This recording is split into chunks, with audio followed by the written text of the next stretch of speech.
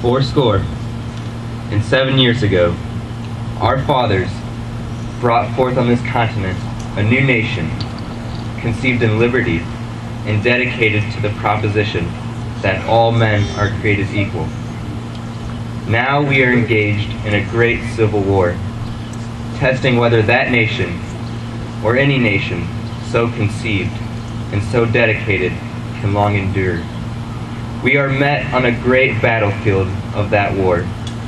We have come to dedicate a portion of that field as a final resting place for those who here gave their lives that that nation might live.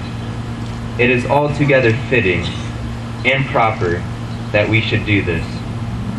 But in a larger sense, we cannot dedicate, we cannot consecrate, we cannot hallow this ground.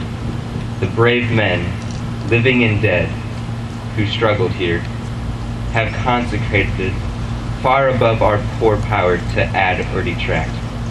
The world will little note, nor long remember what we say here, but it can never forget what they did here. It is for us, the living, rather, to be dedicated here to the unfinished work which they who fought here have thus far so nobly advanced.